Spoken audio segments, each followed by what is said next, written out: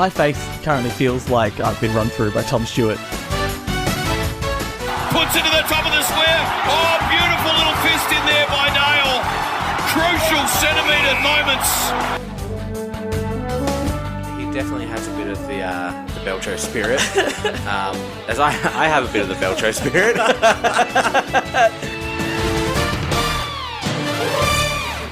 Hello and welcome back to seemingly the only footy podcast or Twitter account that didn't make it to Adelaide last weekend. But we are now sitting 4-1 on the ladder, despite there being undefeated teams beneath us. It's the back pocket. Nothing makes sense. We've won 4-1? Yeah, we've won 4-1.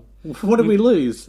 COVID. Yeah, true. My name's Jack. I'm once again joined by the man who was arguably 30 minutes of Jack McRae game time away from being on top of the tipping competition ladder. It's Alistair. Yeah, I'm here. How you Bulldogs doing? ruined my week.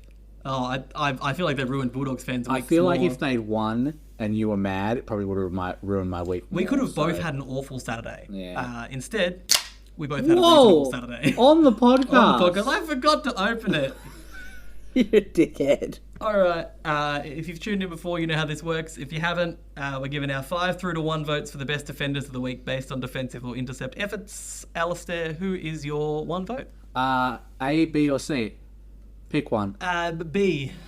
Wrong answer. Damn. Alright, you picked B, so my 1 vote goes to... Tiebreaker. Yeah, my 1 vote goes to Ben Mackay. Ben Mackay. He was in my special mentions. Well, he would have been if you picked A or C. Did you put? Do you have stats for him? Or No, I don't have stats. I went on 5s this week. Ben Mackay had 1 coach's vote. He had 14 intercepts, 11 contested marks, 7 spoils. He had a lot of contested defensive one-on-ones. It was brutal back there. He did a pretty good job, considering. I think the more important point of it all is he was playing directly on Dixon, who scored 0-1 and took 7 marks for the game, but I'm not sure how many were inside 50 because he only had the 1 score involvement, 1 score. He was good. He had a couple of moments, which is why he was so low, possibly could have missed. He had some handballs that went to poor players, but I mean... To get coaches' votes in a game where you lose by that many votes as a defender, that many points as a defender, he's done a pretty good job, I think. Yep, and I'm happy to give him a vote this week for that. He went from... I tweeted this yesterday on the Back Pockets account, but he went from having 7 contested defensive one-on-ones and 0 losses to 20 contested defensive one-on-ones because he had 13 on the weekend. Yeah, that's insane. Which just shows how bad the defence was set up for Essendon when Port were getting out. My 1 vote this week was to Jacob Wiedering. Okay. He got 4 coaches' votes. He had 21 disposals, 7 of those were intercepts, 5 contested. He had 12 marks, 2 intercepts, 2 contested, 8 spoils, 5 rebounds, 4 out of 4 one-on-ones, 8 pressure acts, and 425 metres gained. He was really good. Yep. Again. Well, I might as well say, because he's in my votes here, Yep. I gave him significantly more because I feel like if he doesn't perform that role, Carlton completely lose. So I've got him down for 4 votes. 4 votes? Yep. Alright. That was tight. He could have been anywhere between 2 to 4 for me. Yeah. He my top 4 is I'm pretty happy with. So I guess we'll see who yours is. Who was your... No clue. My 2 is... don't think he's ever gotten votes before. Mac Andrew. Mac Andrew was my 3. Okay. So that makes sense. He was awesome, especially in the first 3 quarters when they were still in it. I talked about a breakout game. He got 8 coaches' votes for that. Yeah. 24 touches, 16 of those were intercepts, which is just incredible. 9 contested, 10 marks, 6 of those were intercepts. He had 5 spoils, 7 rebounds, 2 score involvements, 1 of them was a launch. And most importantly, almost all those stats are when the game was still on the line and Gold Coast was still in it. That was a hell of a game. Yeah, he got crunched at one point, and then I think it was by Toby Green, and then from that point onwards, he was a machine. Yep. So yeah, really well done. Definitely like the look. There's much to learn, which is why I haven't given him more votes, because I feel like his opponent did get away from him a little bit. But yeah, could genuinely be a future star back there. Yeah, okay. I agree. After last year seeing him in patches, it was really good to see him put together a full game. My 2 was to Jeremy McGovern. Okay. Who backed it up after last week and maybe even better. Negative 1 tooth, 26 disposals. Is it 1 or 2 teeth? I thought it was 1, but I thought it was 2. Might have been 2. Watching him hand those to the doctor was very funny. And the Gross. doctor being like, what have you passed me? 26 touches, 9 of those were intercepts, 8 contested. 6 marks, 4 intercepts, 2 contested. 3 spoils, 8 rebounds, 6 pressure acts, 530 metres gained. Awesome game. Honourable mention for me. Yep. I'm going off vibes. Who was your 3 then? So it'll be My 3, let me just confirm. Liam Jones is my 3. Liam Jones is your 3. Liam Jones is my 5. Okay, that's fine. Yeah, but Liam Jones was incredible. Destroyed Hawkins. I normally would say when I give someone a 5 and they only get a couple of coaches' votes that they should have had more, but Libba, Bont, Myers, and it's Jeremy a bit Cameron hard. had a crazy game. Hawkins held to 0 goals from 6 disposals. He had 9 disposals, all of them were intercepts, 3 contested, 8 marks, 7 intercepts. That doesn't make any sense. Anyway, I guess maybe there was a mark and then the siren went. Maybe. 8 spoils, 5 rebounds, 4 defensive foul pressure acts. It was an interesting one too, because I don't believe he's played directly on Hawkins before. Yeah, and he destroyed him. Pantsed him. Outside of that one where Hawkins got out on the side and took that mark in the pocket Yep. and missed anyway, Hawkins barely got near it again after Destroyed that. him. And he will definitely get an honourable mention from you, but shout out to Buka Kamas as well. Yes, he honourable mention from me too. So we've done my 5, we've done your 4. My 4 Your 4 is Stephen May. well, Stephen May's Was your my 5? Yeah. His first half was insane. I think it was the way Watching he him play with broken ribs. Yeah. It was almost immediately text threw him to the floor after that mark, and you could see him wincing as he got up, and then somehow just got better from that moment. Yeah, it was like a determination, a grit to defeat Walker was insane. with broken ribs after he just knocked him to the ground, and he took that mark too. Yeah, he did. So I thought he was great. I thought I had it locked away for 5 pretty much. Yeah, so did I. 10. Jones almost won them the game on his own. 19 touches, 6 of those were intercepts, another 6 contested, 9 marks, 3 intercepts. All 3 of those intercept marks were in that first term when it looked like Adelaide were in control. He had 5 spoils, 6 rebounds, won all 5 one-on-ones with Walker, as you said, with broken ribs. 5 score involvements and 3 score launches, despite almost all of his disposals being in the back 50. Mm-hmm. Awesome. Stephen May is very good at footy, Even with broken ribs. even with broken ribs. Well, before honourable mentions, do you want to find out who A and C were? I'd love to know who A and If C you'd were. chosen A, it would have been Dan Houston getting a vote. Yep, If okay. you'd chosen C, it would have been Sam Taylor getting a vote. Cool, okay, fair enough. I knew in my head that you were going to go B. I did them randomly, except for B. I just wrote McKay there because B. McKay. B. It McKay. works. Honourable mentions, Mark Keane. Yep. He's good. Charlie Comben, surprisingly good game back. A lot of goals kicked at him, but he had Yes. 13 intercepts, 6 intercept marks, and 9 contested. Awesome. It's a bit hard to not have goals kicked on you when you're playing with North. Yeah. Luke Ryan, really good as a sweeping role off half back. Very weird end to that game. Tom Stewart, honourable mention Yep, because he is just who he is. And Wayne Miller went nuts during that game. he did. So those are all of my honourable mentions. I wrote them all down, Jack. I did some work this week. You I didn't mentioned look up Carlos. He had 10 intercepts from 10 disposals, was awesome. I also wrote Jack Buckley down, and I think that was Darcy Moore's best game for the year by a stretch. He turned into a wall. He had 8 touches, but he had 16 spoils and 4 rebounds. Who was he playing on? It's a great question. No one, because Richmond don't really have a forward line at the moment. Yeah. Richmond? Hawthorn? Hawthorn. But he was still very, very good. And who else did I have? Lewis Melican for being a defensive rock. Also. You love Melican. Yeah, look, I think that there should have been more weeks given to Baker for trying to kill him. Yeah, it's been a weird week for head high, or week and a bit for head high hits. Two in a row that were just, We how are went they a week? really hard on Peter Wright, and I feel like we found the right zone, and then immediately turned it If around. either Baker or Pickett had been the size of Wright, those blokes would be dead. Yeah, strange. Yeah, I can't really explain how the AFL works, and I've watched the sport my entire life. Yeah. So I think that I said this at work today to my boss. I said that in a lot of ways, football being unpredictable and strange is what makes it such an enjoyable sport to watch. And then when the AFL runs it like that, it makes it very frustrating to follow. which I think is part of the reason why things like what happened in the Fremantle-Carlton game is what makes footy interesting.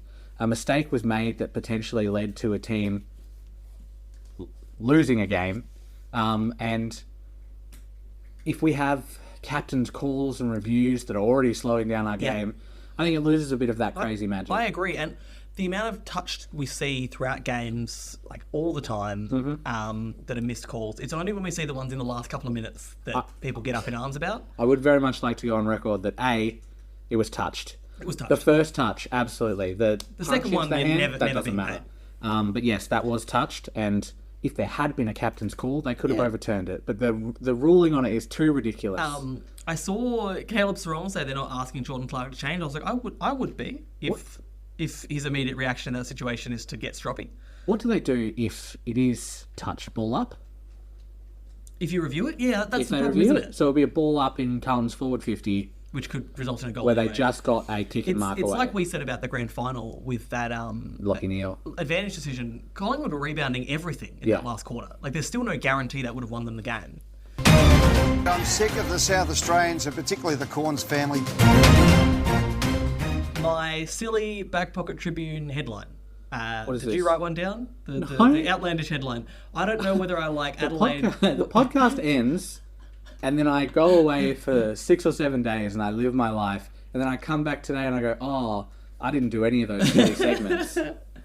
I don't know if I like Adelaide Woes or Crowen 4 more. I think Crowen falls better. I think the fact that it's gather round means that the Adelaide get the I don't think we need to write a silly headline. I think we just put a full-size poster of Jordan Clark in the newspaper for everyone to hang on their wall in support.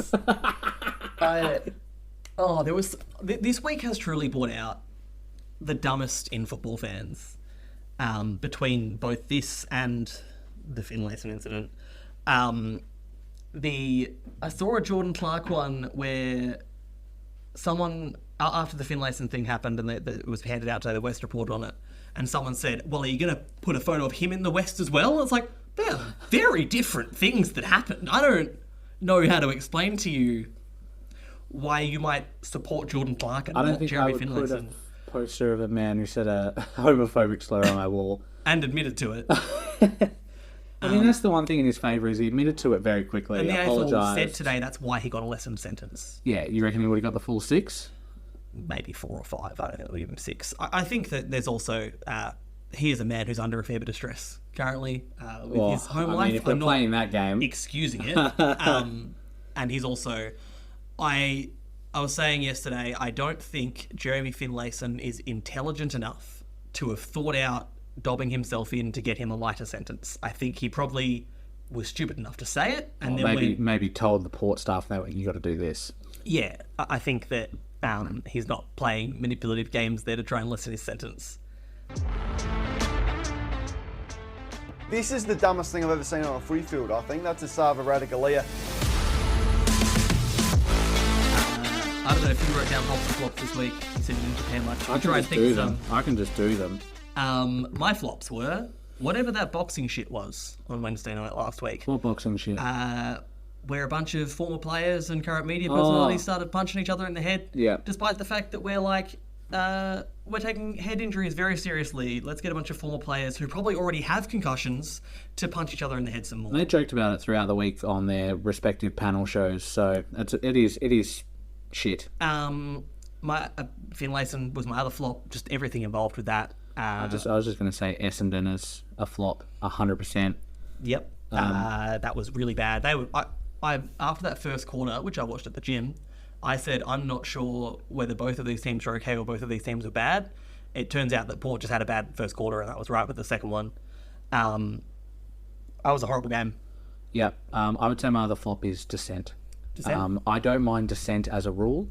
I feel like, and I think Jared Waitley said something about it, the double goal feels like a huge punishment. I felt awful in that North game where they had the interchange, lost them the when game. they almost beat Sydney in that Yeah, game. It's crazy. and I feel like this was harsh too. It should have been a free kick from the middle. In the middle, I agree with that. I think the double goal is too much. Yeah. So that's a flop. So Dissent, Essendon, and I'll also just put down Jeremy Finlayson because that's... My other one was just Melbourne challenging the picket ban. Yeah. Not only the fact that they did it, which feels really on the nose after Gus retiring, also the fact that their argument was that the action was careless, but he wasn't, or the other way around.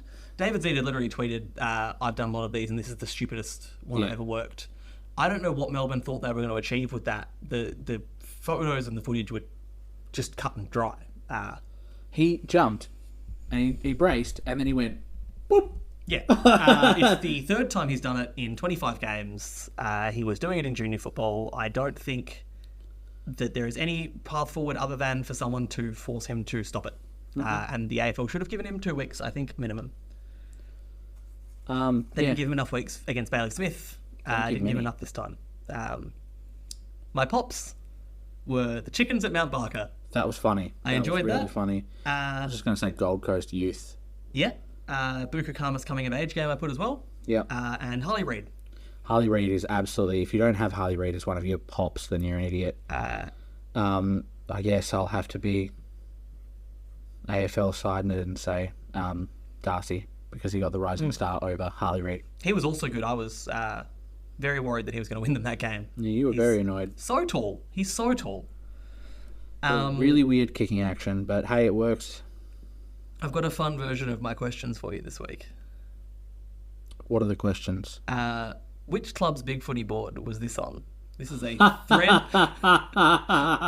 This is a better segment than all your segments put together. A thread title and starter Okay. is I am sick and tired of losing. Post. Yes, I'm absolutely sick and tired of it. I did write in the game day thread that I'm focusing on the positives, but on reflection, we are literally terrible. We fold and give up far too easily, age excuses and it must stop. Enough is enough, and the poster has since been suspended from the club's board. Age and excuses. Isn't it? North Melbourne. North Melbourne. North Melbourne. Well, if I was a North fan, I'd be sick of losing. I've been in that I would position. be too. I've been in that position. This one was just a post in a club's autopsy thread. But I just wanted you to name the club and coach. Hort, Kinkley. Would have won if coach started debutant player on the field. He's earned his spot more than any other player on the fucking team, and you make him sub on his debut. Sack him already, the stupid campaigner. I don't know who had a sub, so I'm going to say it's either Richmond.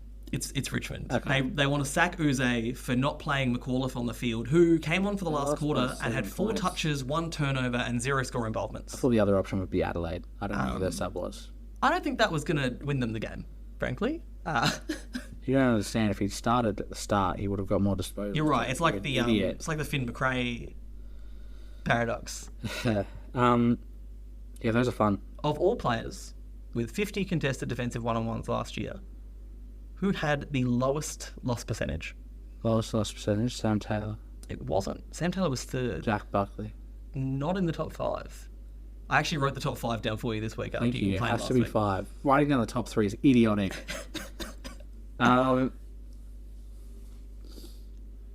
It's a good question. I'm going to take one swing at it and then we're gone. Yeah. Cal Milky. Jacob Wittering. Oh, really? Only lost 10%. He had 92. It was 10.9. 10 out of 92 lost. Connor Iden was the next best. He's good. He's really good. Tyler Young Interesting. coming in at 4. And then Sicily at 5. Since it's interesting because you would never pick Tyler Young as being one of the better defenders last year. That's why these stats can always be a little bit misleading. Yeah, because it's just contested defensive one-on-ones. Yeah. The 3 worst were Bolter, Zerk Thatcher. Zerk Thatcher, and Aaliyah. So 2 of those are at Which 4. makes it amazing that Port's backline is performing so well at the moment. Radically is the glue. I Glue do think we'll get a better idea of where they're at with their games against Freo, Collingwood, St Kilda, Adelaide and Geelong. We'll see. I still think They Freo are don't a play shout. any of who I would say are probably the 3 premiership favourites. I don't know the markets. I'm not that. Who are the kind of 3 person, premiership but, favourites? They don't play any of GWS, Sydney or Carlton until round 12, 14 and 21. Well, I'll have you know that Carlton are not. They're not in the third. top. They're not in the who's 3rd? Melbourne. Oh, yeah, that makes sense. That does make GWS, sense. Who Port have already Sydney, lost Melbourne, Carlton. to. Who Port have already lost to. And I think Brisbane's 5th. Oh, and I think they're still there. Like, it's still Brisbane. And then they might have woken up on the weekend. They lost 2 games at home. They're in struggle city. They are. And I know North are bad, but it might have helped them. Oh yeah, it is a real thing. Also, a positive. I talked earlier today to you about saying West Coast might be the roughie to win this week, despite everyone being big favourites. Playing Richmond in Perth. I don't know. We saw Richmond beat Sydney literally 2 weeks We did, ago. and we saw them almost win again on the weekend against St Kilda. I don't see a world. I just think a very young team travelling to Perth might be the thing. And also, the note I had was it's 2 weeks in a row West Coast have now broken even in inside 50s and contested ball. It's which nice is to see. promising for them. It's good because you almost don't want to watch a West Coast game. And I saw the first quarter score and went, oh, I'm going to put this one on. And it was pretty good. Yeah. Question. No. Is the move to halfback of Nick Martin ruining Redmond's game?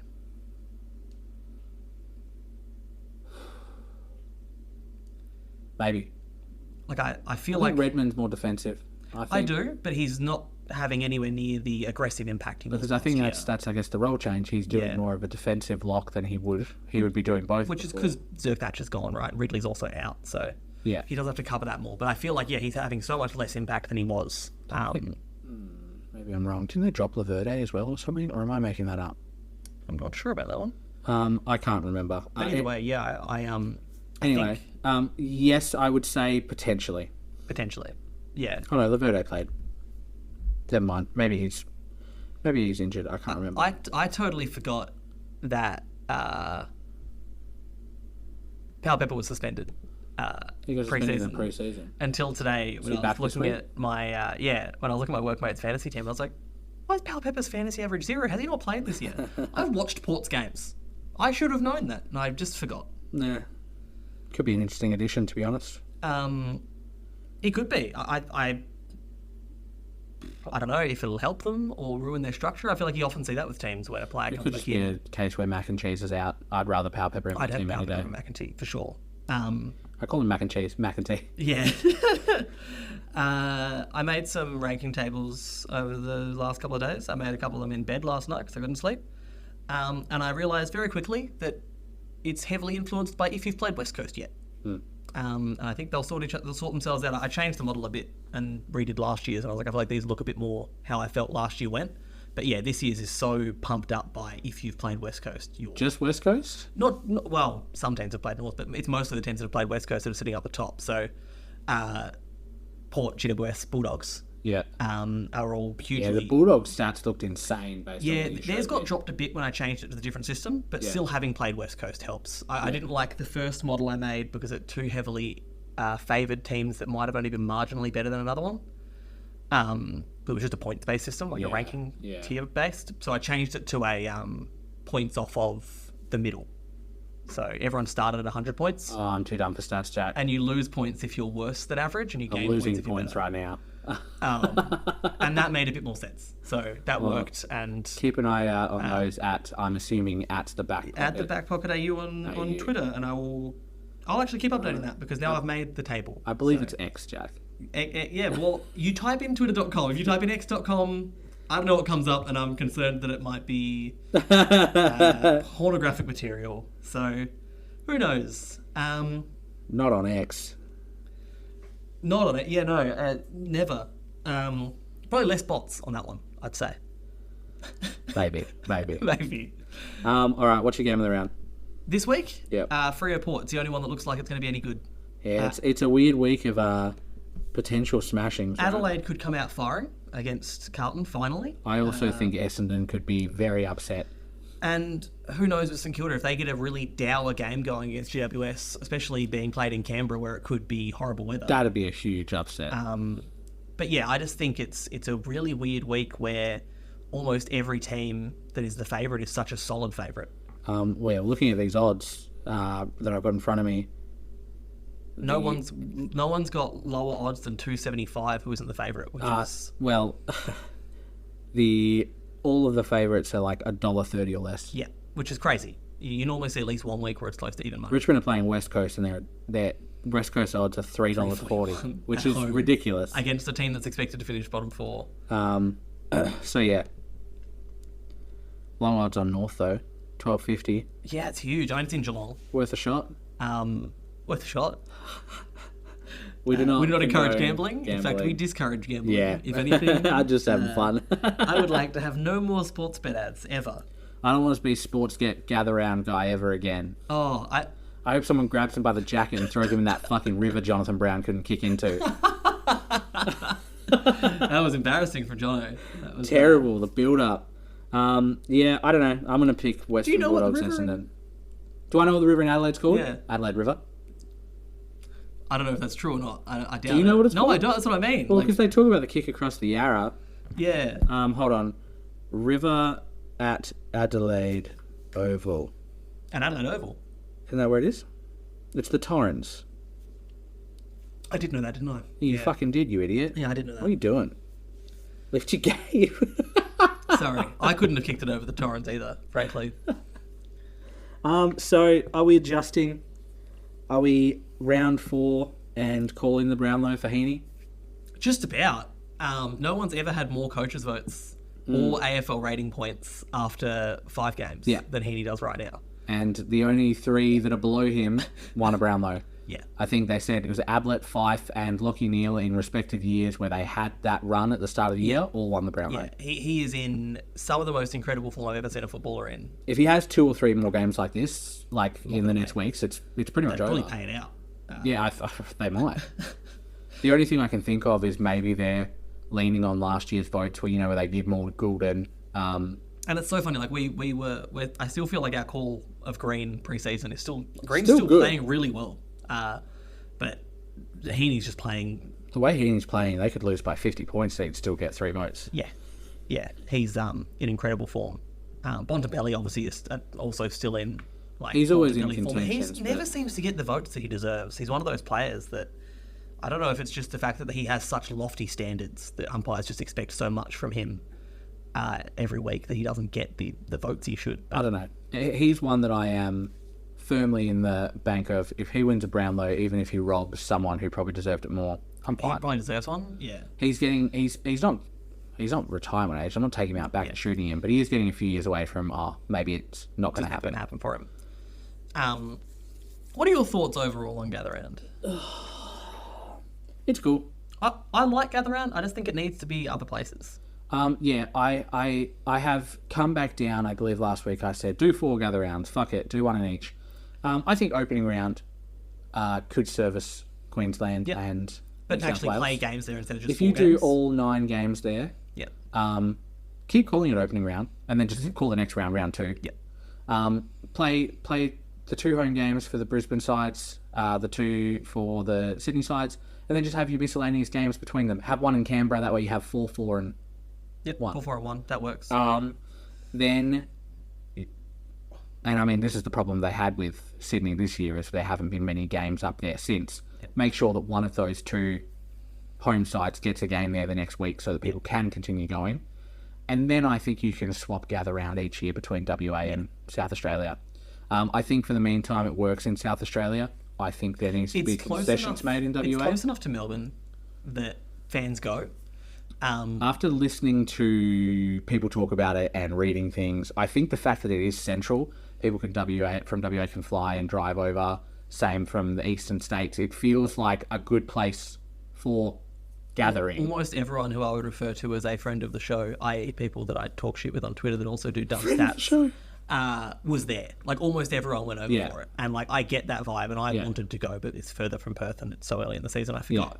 And even, so I was talking to my co-workers, because they're from Adelaide, and 2 of them over in Perth, and they were just saying how amazing it was. Like, they went to, like, 3 games on the weekend, and it's just awesome. And I was like, yeah, it would be dope.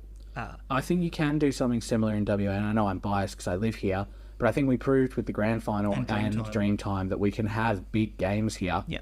And yes, it's rough because West Coast aren't in the best shape at the moment, but I think it could be successful here. I mean, you've got the Wacker, you've definitely got some...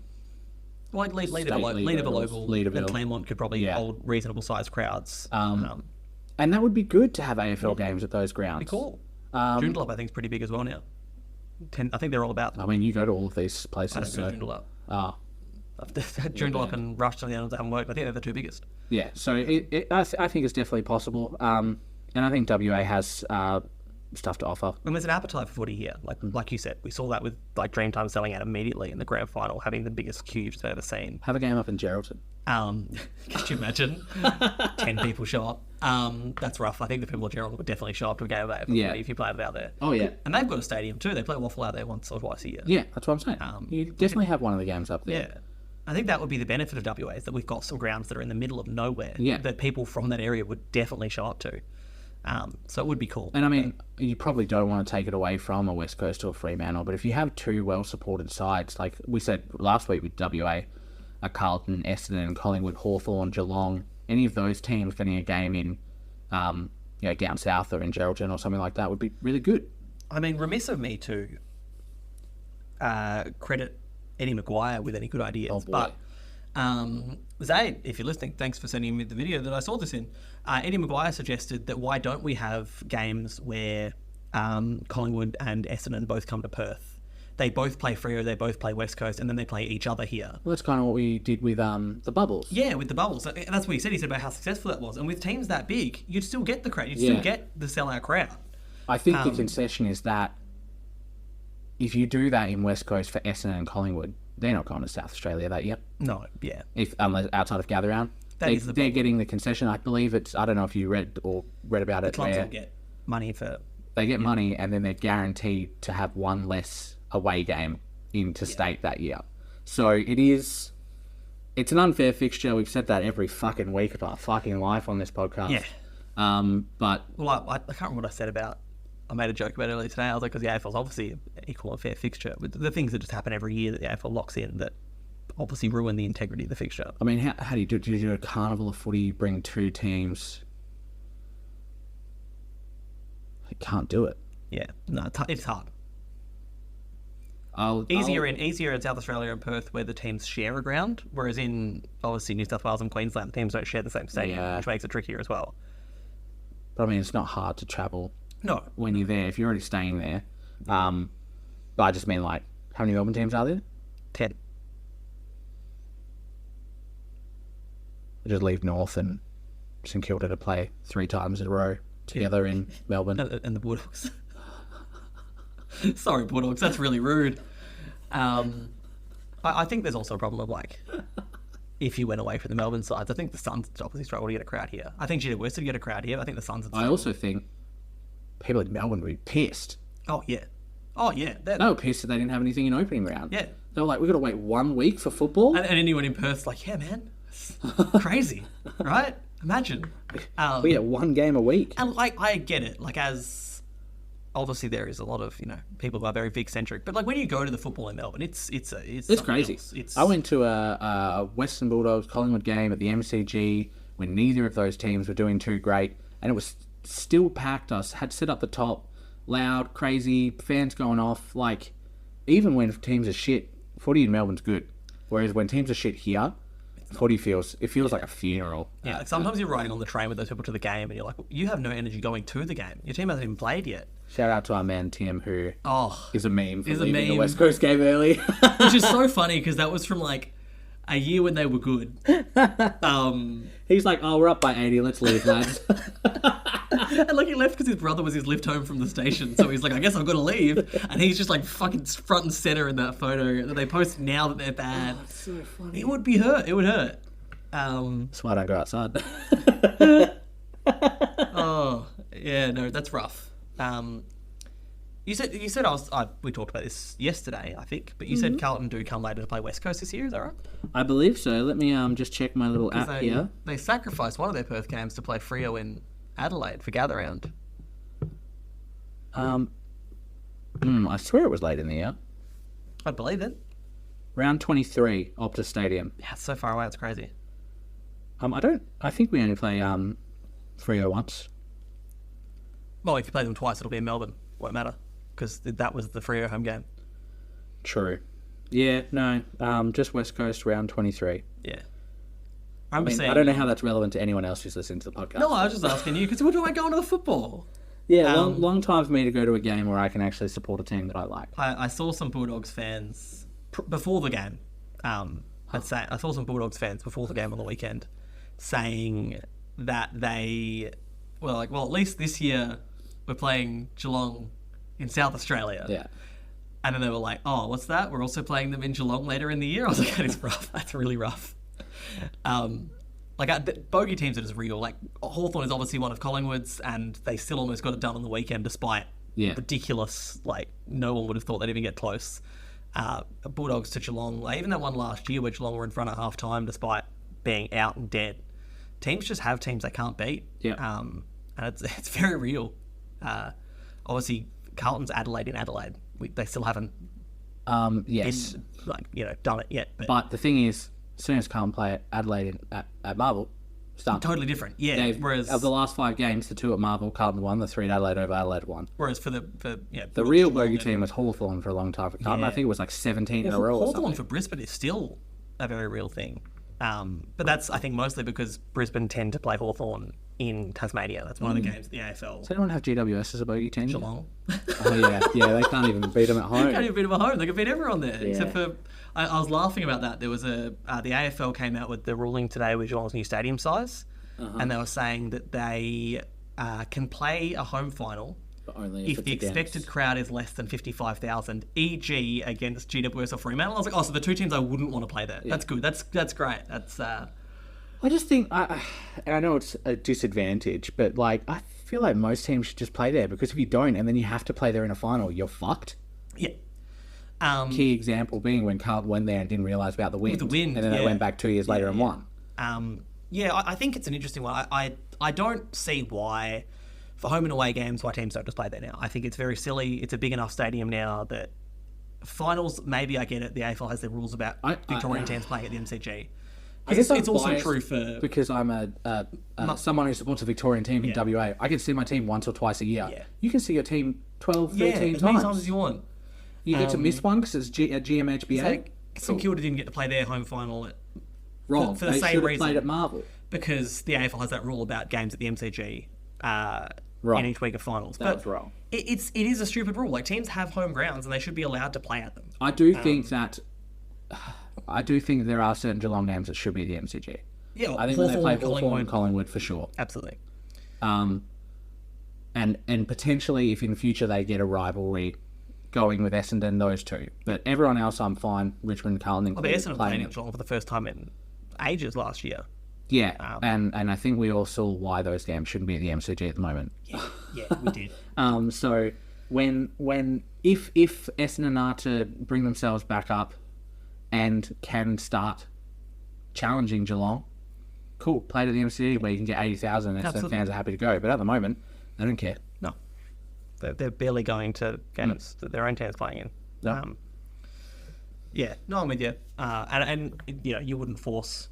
I mean, they did in 2004, but you wouldn't force an interstate team to play at the MCG. That can never happen again. It won't happen again. That was outrageous. Ridiculous. They're already at enough of a disadvantage. Yeah, it's crazy. They would have to play the grand final there no matter whether... So I'm looking at I was looking at those premiership odds, and I'm like, the top 2 are New South Wales sides, and if they make a grand final, they're at a disadvantage unless they're playing the other one. Yeah. And we did which would be an awesome grand final. I would love that. That would be sick. Because we did the stats on that, like one of our first, like in the first 10 episodes or something. We've done 10 episodes? The fact that most of the non-Victorian teams that have won premierships in the last 30 years have been against other non-Victorian West teams. Coast, Sydney. Obviously West Coast beat Collingwood, but that was very close. Brisbane is the freak. They beat Essendon, Collingwood. But like Port beat Brisbane, and Sydney beat West Coast beat Sydney. So like the majority of the time they're winning it against other non-Victorian sides, which is the problem. So Sydney couldn't even beat Western Bulldogs from 7th or 8th, or wherever they were. So, and the first time, the 2 times we ever got to see what it would be like on a neutral ground, we got 2 Victorian teams playing in with Melbourne and Perth. So that kind of ruined it. But that's Port and GWS's fault for not being able to win preliminary finals. And Brisbane's fault for not being able to win a prelim in their home state. Yeah, it's embarrassing, isn't it? But yeah, I think it was Port and GWS in Perth made the prelims. I think that's right. I don't know. Don't ask me questions. Oh, well. Good. That's me done. I'm out. I'm out of things. I got nothing. Unless you want me to go through my book of little drawings. Oh, yeah. What have you drawn? As always, you can find us at the Back Pocket AU pretty much anywhere on the internet. If you search at symbol and then the Back Pocket AU, you'll find all of our stuff. Maybe. We will see you next week. Bye.